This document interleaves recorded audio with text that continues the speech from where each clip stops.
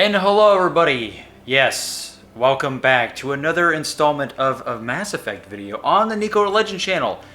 And I'm NikoTheLegend, also known as the well-mannered teenager, the snowflake, rambling idiot, and Vigil. And welcome everybody. Thank you. If you enjoyed this video, feel free to subscribe to the NikoTheLegend channel and everything else in its former glory. It's not so great nowadays because we've been at a standstill with subs lately, but that's okay. We haven't done a Mass Effect video in a while here. It's been about a little over 2 weeks because there hasn't been really anything Mass Effect related that's important enough to talk about. Honestly, this is just something for fun. It's just for you guys to see on the channel if you guys are big time followers of the Nico content and especially all things Mass Effect.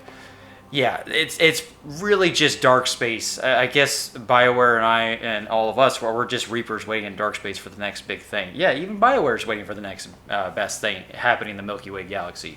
So Mass Effect 4, please do us the honor of letting our imaginations run wild until a huge update comes out about that game. Now, with that said, guys, today we're talking about how a Mass Effect fan offers theory on Cerberus' true intentions. Like I said, this is just one of those fun videos on the less serious side of things, but it also makes you think, and it kind of makes sense. It adds a little bit more, detail to the universe that we all grew to, to love and maybe hate a little bit. Damn you, Elusive Man.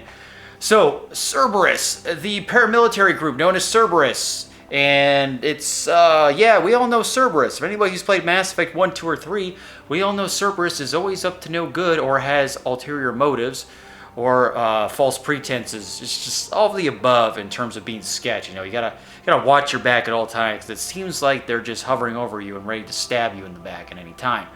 And nobody knows Cerberus' true intentions until it actually happens, pretty much. But even when it actually happens, whatever goes on in the game, there's still something deeper behind it, which is why I always respected Cerberus in that regard.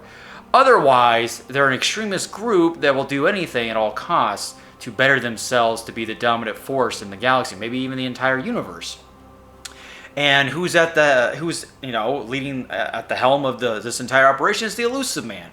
And the Elusive Man is that guy. He's the one that's running the ship and all the operations. He knows what he's doing for the majority of the time, and he knows he wants to get what he's a guy who's in large amounts of power in a huge position, living on this space throne, and he will do anything to get what he wants. Anything. Even trick the greatest hero of all time and a group of individuals that decide to follow him through the Omega-4 relay. So what is Cerberus' true intentions? Well, like I said, to be the all-end-all of all dominant force in the galaxy. So let's expand a bit further on that. So Cerberus is responsible for resurrecting Commander Shepard at the beginning of Mass Effect 2 and at the end of the game. Shepard must carry on a suicide mission for the group by going through the Omega-4 relay. This particular mass relay glows red instead of blue, and no one but the Collectors has returned from it, giving it an ominous reputation. Cerberus claims that Shepard needs to go through, defeat the Collectors, and stop their raids on human colonies. Many facts about Cerberus were revealed in the Mass Effect Legendary Edition, but as the organization is well known for lying, the exact reasoning it wants the Omega-4 relay safe to travel can be debated. Yeah, if you haven't noticed, this is all about the Omega-4 relay.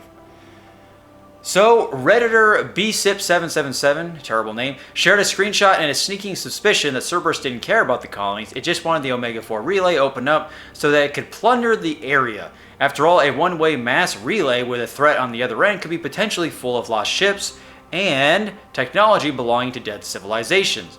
Cerberus leader, the Elusive Man, is legendary for this hidden agenda. So it's very possible that the organization's seemingly altruistic motives were just a disguise for the desire to pillage these unfortunate ships. The screenshot BSIP777 shared depicts Turian mercenary leader Nyreen Kandros, who worked on Omega, talking about dangerous technology that comes from beyond the Omega-4 relay. So this guy just taking a picture saying Cerberus didn't care about saving colonies, they wanted the Omega-4 relay safe to travel so they could comb the area for technologies of dead civilizations. Which, could be actually used to help stop the Reaper threat. Fight fire with fire or just have an overwhelmingly amount of power and technology at their side to take down the Reapers some way. When push comes to shove and desperate times calls for desperate measure, if you want to go with that route.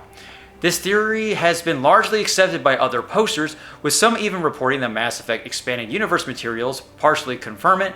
The Mass Effect Evolution comic covers the origin of the Elusive Man and how he was partially indoctrinated after encountering Reaper tech on Shanxi. And reportedly, most of the suicide mission was a plot to access a trove of Reaper technology behind the Omega-4 relay. Cerberus is often considered cool, but this reading would strip it of its excuses and justifications for committing heinous acts. Now, here's the real cherry on top, cream of the crop. Another poster observes that even within the game, the Elusive Man calls after Shepard secures the Collector base and tells him not to destroy anything. Our third reports that the Expanded Galaxy mod for Mass Effect 3 would allow players to go back through the Omega-4 relay, where they would find a Cerberus base next to the Collector base, studying and salvaging the remains. However, other users argue that the Elusive Man and Cerberus had good intentions before the indoctrination kicked in.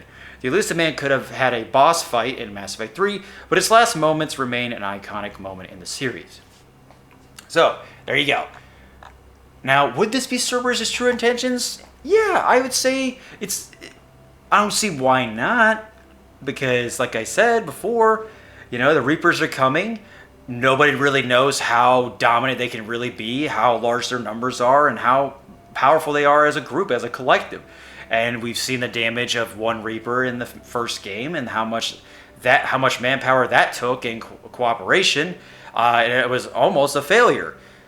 So the Elusive Man saw that as an opportunity to get the idea and the imagination to, we need to look for anything that's possibly even gives us some type of advantage. Maybe these guys in the Omega-4 relay, these lost ships and stuff, all have some type of data, some collective information. They've all encountered the Reapers some way or some shape or form, and they've all had their own ways of, let's just say, dealing with them. And it's kind of like a trial by fire, or, going through the hoops and see who's succeeded the most. And you just combine all that, and then you got the Cerberus base, which, not Cerberus, but the Collector base, which stems from Reaper indoctrination and brain and all the ideas, the hive mind and stuff, because Harbinger was controlling the main Collector individual and the race itself, pretty much. So take that, and then take the Protheans, and then all the other races that maybe the Reapers have controlled. I mean, there's that scene when you go through the Omega-4 relay. We take it for granted because you don't realize how many different races there possibly could be there. Why are there even ships there in the first place? Were these people who thought they can go through the Omega-4 relay? Maybe they had a Reaper IFF. I mean, it's possible they just didn't have the technology to withstand against the force that held them at bay. In a Mass Effect 2 game, it's optional to get upgrades for your ship and all that. And that was a collective from different races and species too. So it's possible for your ship to be in horrible shape just like the rest of them. So it's a lot of interesting things to think about, and I honestly think that this is something that the Elusive Man would do. He always wanted to control the Reapers at the end of at the end of all this, and at the end of Mass Effect 3. And it gives you, it helps shape the idea of where the Elusive Man was truly coming from and what his ideals were. So without repeating myself a million times, just know the true intentions of this theory, of the Cerberus theory with the Omega-4 relay, seems very likely. Very likely. And hopefully we see more of Cerberus in Mass Effect 4 or 5, whatever the title is going to be. Because that would be pretty cool to have them just somehow, remnants of Cerberus, lingering around. Who knows? They might do some really creepy stuff with the Elusive Man. You never know. You never know. Like his essence or spirit. Just trying to take over something. You never know.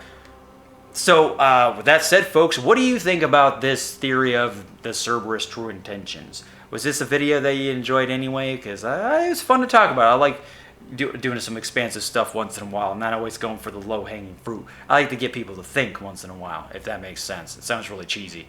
Anyway, folks, I hope you did enjoy this video of the Mass Effect, whatever you want to call it. I've been your host, NikoTheLegend, also known as the well-mannered teenager, the Snowflake, Rambling Idiot, and Vigil. Thank you so much, and I hope to see you again, Pathfinders, because Miranda's butt is on the other side of that sun.